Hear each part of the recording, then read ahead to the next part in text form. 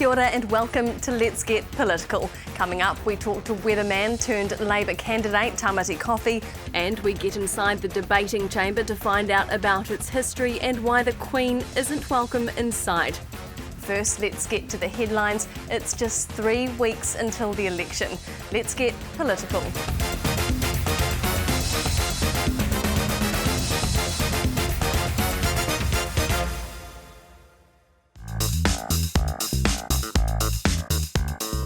This week, the political chaos caused by dirty politics revealed in our 3 News Read Research poll. The stuff of nightmares for John Key, National down, New Zealand first, up, up, up. National launched its campaign in Labour's heartland, South Auckland, with a policy for first home buyers. Hello, my little motors. And then there were the internet mana blowouts. Party Press Secretary Pam Corkery with this. You work in news, you puffed up little Followed by Hone Harawira with this. I expect to know what this question is. That's it. Sorry, dear. No. So yet another unpredictable This Week in Politics.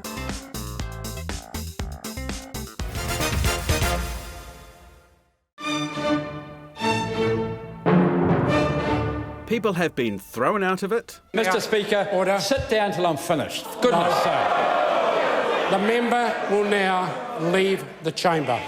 Some people may have even smoked in it. He probably did smell dope and he probably did see us going into the chamber because we did go into the chamber. But we weren't smoking dope. And you weren't so drunk that you wouldn't remember? Well, I wasn't so drunk that I would have smoked dope and not remember smoking dope. But its main purpose is for debating. It's the debating chamber where our politicians come to discuss or argue the best way to run the country. Mr. Little's an angry little man, Order. isn't he? Order. He's an angry Order. little man. And that's... Order! Mr. Little really should take the chill pill, shouldn't he? And it's a room soaked in tradition. In medieval times, it was thought the Speaker or members of Parliament may have even been murdered by the ruling king. So nowadays, the Queen is not welcome. Oh, is that right? That's correct, yes. There is a convention that the sovereign may not enter the lower house, the House of Representatives. That derives, of course, from the British Parliament and dates back to the English Civil War in the mid-1600s, which was essentially a war between Parliament and the King. All right, so there's more legroom than business class here. Why is the Prime Minister 4 seats along? The Prime Minister sits 4 seats down from the Speaker, always on the Speaker's right-hand side, basically because it's the best place to catch the eye of the Speaker. And the discussions that have happened right here in this room have been broadcast around New Zealand since 1936. For the first time in the history of New Zealand broadcasting, the microphone has been introduced into Parliament itself. The style, well, that's changed a bit, don't you think?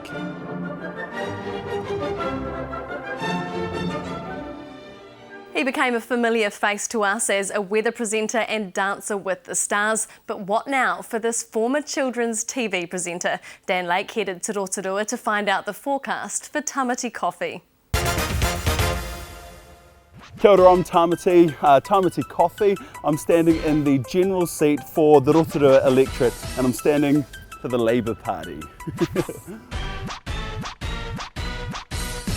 I've always been fascinated with politics. I grew up in Lower Hutt in Wellington and my sister she was a marching girl in Wellington and we used to drive into town all the time and we'd always pass the Beehive and I'd always look up at the Beehive and think, man, those people in that building, they make the decisions for everybody in this country, you know.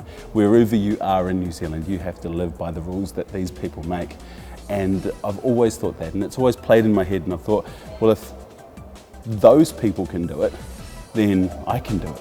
I went to university and studied politics. I did my honours, I got into student politics, I got a job at the regional council. I started thinking that I was going to get into local government first and then I did this random TV audition which took me on this crazy roller coaster in a different direction. Our family have always only ever been Labour. My mum and dad were both union workers in Wellington. They were factory workers. They always were going on to me about the rights of the workers and making sure that people were looked after. My grandparents were Labour. We're a staunch Labour family. There was never any question that I would ever run for another party. trying to explain MMP to my 19-year-old niece is actually quite a task. I believe that there's not enough education done in high schools. You know, I think that we could absolutely be doing our bit there so that when young people leave high school, they absolutely know the political system and how we operate it. And I think that our schools are failing in that respect. I don't think the Electoral Commission are doing their job with the orange man that's walking around telling young people to vote. I think they're completely missing the mark on that one. And you can keep up to date with all the latest campaign news here on 3news.co.nz, and of course send us a tweet. I'm Tova O'Brien. See you next week.